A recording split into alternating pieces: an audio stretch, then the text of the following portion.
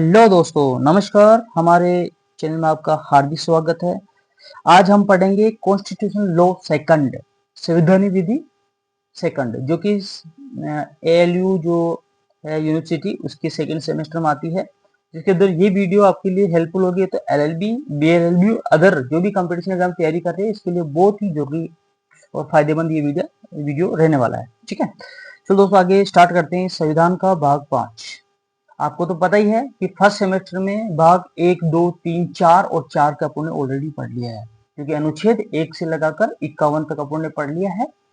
तो आज हम पढ़ेंगे संविधान का भाग 5, अनुच्छेद 52 से स्टार्ट करते हैं। आइए लेट्स गो, स्टार्ट करते हैं दोस्तों।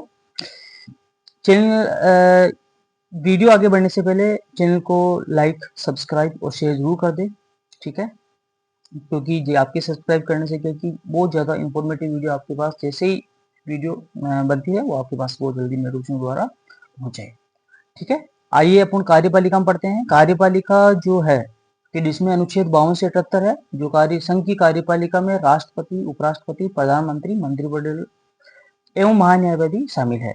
ठीक है, और विधायिका के अंदर 79 79 से लेकर 123 123 तक अनुच्छेद इसमें दिया गया, जिसमें लोकसभा व राज्यसभा का प्रावधान किया गया है। ठीक है, और न्यायपालिका में अनुच्छेद 124 से 147 सुप्रीम कोर्ट है, उसका जो भी प्रावधान किए गए हैं सुप्रीम कोर्ट के बारे में, उच्चतम न्यायालय के बारे में, उसके बारे में दिया गया है। अब आता है अनुच्छेद 149 से 151 जो अनुच्छेद है, उसके अंदर दिया गया है कि केग नियंत्रक महालेखा परीक्षक एवं जो इसको नियंत्रक महालेखा परीक्षक कहते हैं, केग जो वो है। ठीक है, आगे चलते हैं अनुच्छेद 52। फिर अनुच्छेद 52 के अंदर भारतीय संविधान में दिया गया है कि भारत का एक राष्ट्रपति होगा, भारत का एक राष्ट्रपति होगा ये। और अनुच्छेद 53 में दे रखा कि संघ की समस्त कार्यपालिका शक्तियां राष्ट्रपति में निहित होगी। ये किसमें दिया गया? अनुच्छेद 53 में, कि समस्त की जो संघ है इसकी समस्त कार्यपालिका शक्तियां राष्ट्रपति में निहित होगी। और आर्टिकल 74, क्या आर्टिकल 74 में दिया गया है कि आर्टिकल 74 में ये दिया गया उसमें कि संघ की जो कार्यपालिका शक्ति है वो तो राष्ट्रपति निहित है। और 74 में ये भी दिया गया है कि राष्ट्रपति को सलाह देने के लिए एक मंत्री परिषद होगी, और जो कि एक सलाह देने के कार्य करेगा। ठीक है, जो कि राष्ट्रपति को सलाह देने के लिए एक मंत्री परिषद होगी, जो राष्ट्रपति को सलाह देगी, और उस मंत्री परिषद जो है उसका प्रमुख प्रधानमंत्री होगा। और ये जो राष्ट्रपति की मंत्रिपरिषद सलाह से कार्य करेगा, ये 42वें संविधान संशोधन से जोड़ा गया है। ठीक है, किसे 42 संविधान संशोधन से जोड़ा गया है कि राष्ट्रपति को सलाह देने के लिए एक मंत्रिपरिषद होगी जिसका प्रमुख प्रधानमंत्री होगा। ठीक है, अब आते हैं अपन राष्ट्रपति का निर्वाचन। ठीक है दोस्तों, राष्ट्रपति का निर्वाचन पढ़ते हैं अपन कि राष्ट्रपति निर्वाचन के अंदर राष्ट्रपति का निर्वाचन जनता प्रत्यक्ष रूप से नहीं करती, बल्कि एक निर्वाचन मंडल के सदस्यों द्वारा निर्वाचन किया जाता है। जो राष्ट्रपति का जो चुनाव होता है और जो उनका निर्वाचन होता है वो जनता द्वारा वोट देकर प्रत्यक्ष रूप से नहीं चुना जाता है, वो अप्रत्यक्ष रूप से चुना जाता है। जो कि निर्वाचन मंडल के सदस्य होते हैं उनके द्वारा ही उनका निर्वाचन किया जाता है। अनुच्छेद 54 में देखते हैं राष्ट्रपति का निर्वाचन जो मंडल है, यानी कि जो निर्वाचन जो राष्ट्रपति को चुनते हैं तो उनमें कौन कौन शामिल होंगे और कौन कौन नहीं होंगे। पहले देखते हैं कि कौन कौन भाग लेंगे। ठीक है दोस्तों, लोकसभा व राज्यसभा के सभी निर्वाचित सदस्य राष्ट्रपति के निर्वाचन में भाग लेंगे।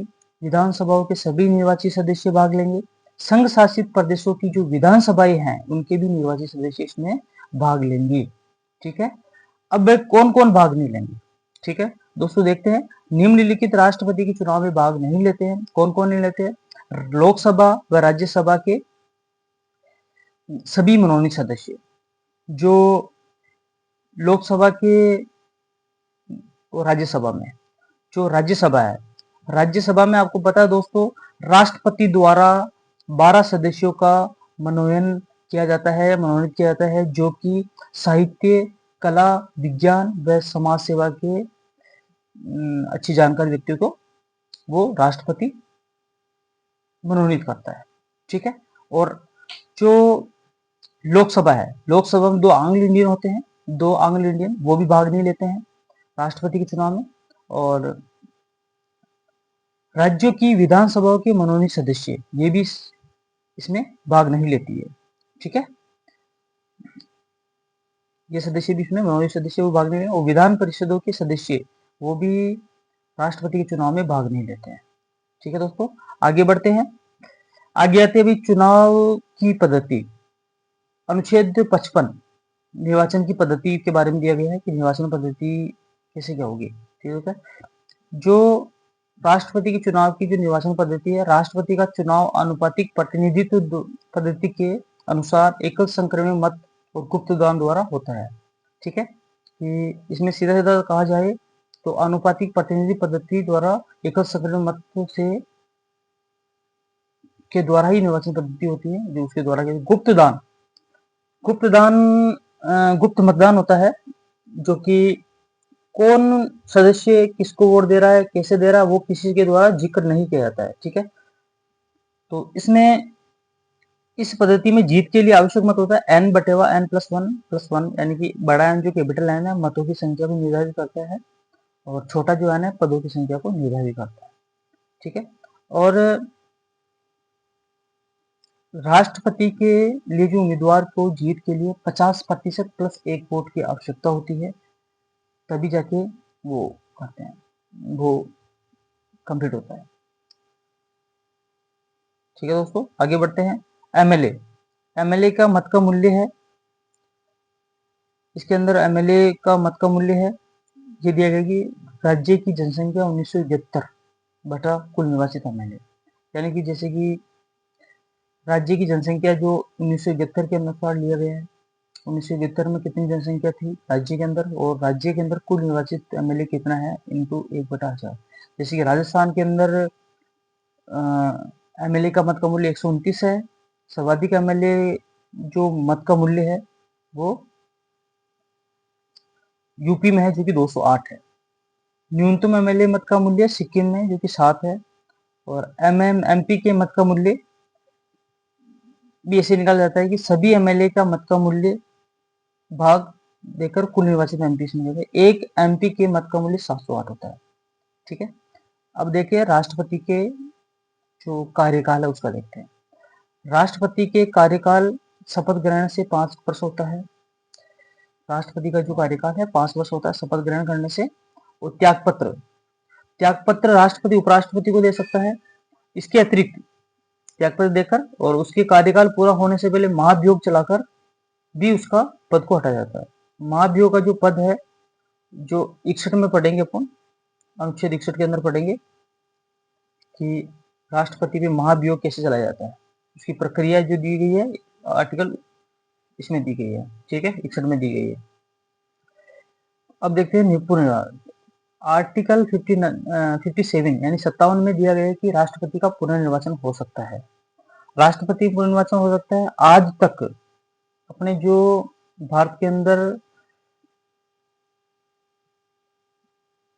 डॉक्टर राजेंद्र प्रसाद है, वो 2 बार राष्ट्रपति बने थे, फर्स्ट टाइम वही बने थे, वो पुनर्निर्वाचन हो सकता है। अमेरिका में मैक्सिमम 2 बार ही राष्ट्रपति बन सकता है, ये फिक्स है। लेकिन अपने भारत में ऐसा नहीं है, कितनी बार भी पुनर्निर्वाचन हो सकता है, कितनी बार भी वो राष्ट्रपति बन सकता है। लेकिन आज तक अपने ये द्रौपदी मुर्मू जी है, ये 16वें राष्ट्रपति बन चुके हैं।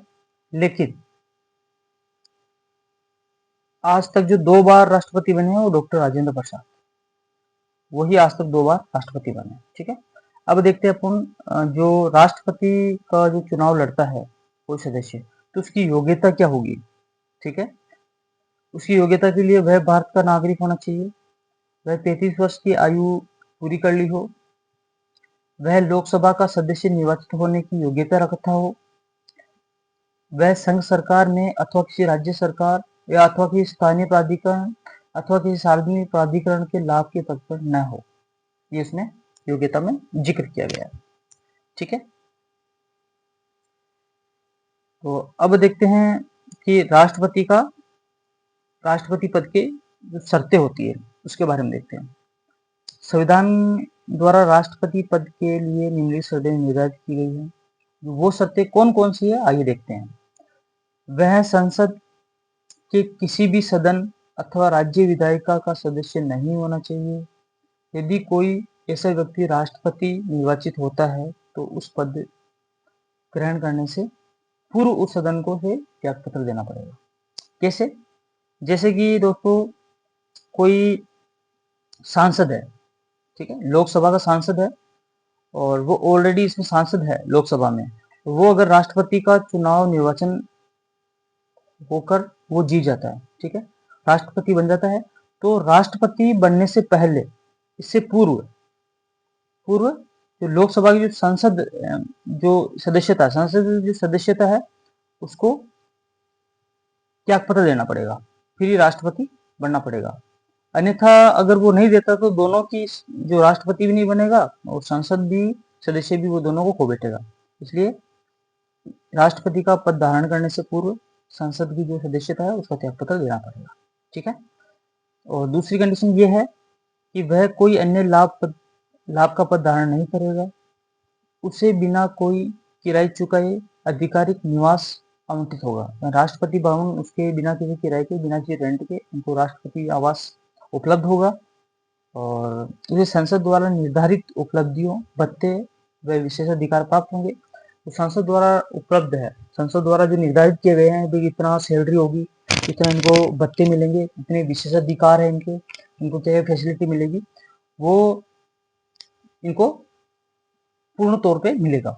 और उसकी पांचवी है कि उसकी उपलब्धियां और भत्ते की जो उपलब्धियां और भत्ते उसकी पदावधि के दौरान, यानी कि जो कार्यकाल जो 5 वर्ष के लिए वो चुने गए हैं, ठीक है, तो 5 वर्ष के दौरान पदावधि के दौरान उनके जो उपलब्धियां है और उसकी जो पद की अब और उनके भत्ते हैं, ठीक है, जो भी उनको उपलब्धियां मिली हुई है, जो भी उनके विशेषाधिकार हैं, भत्ते हैं, उनको पदावधि के दौरान कम नहीं किए जाएंगे। ये मुख्य शर्तें हैं। आज अपन ने दोस्तों ये पढ़ा है आर्टिकल 52 से 59 तक पढ़ लिया अपन ने। अब आगे पढ़ेंगे अपन आर्टिकल 60 और 61 पढ़ेंगे, ठीक है। ये पढ़ने के बाद में अपन और फिर 61 के बाद में अपन 60, 61, 62 पढ़ेंगे। फिर अपन देखेंगे कि राष्ट्रपति की शक्तियाँ कौन कौन सी है, कौन कौन शक्तियाँ, कार्यपालिक शक्तियाँ, विधायिका शक्तियाँ, जो आपातकालीन शक्तियाँ, जो भी शक्तियाँ है वो आगे चलकर अपन पढ़ेंगे, ठीक है दोस्तों। आज के लिए बहुत धन्यवाद। चैनल को लाइक सब्सक्राइब करें, ज़्यादा से ज़्यादा शेयर करें ताकि सभी को जो इन्फॉर्मेटिव जानकारी प्राप्त हो और सभी को मदद मिले, ठीक है। ओके सर, धन्यवाद।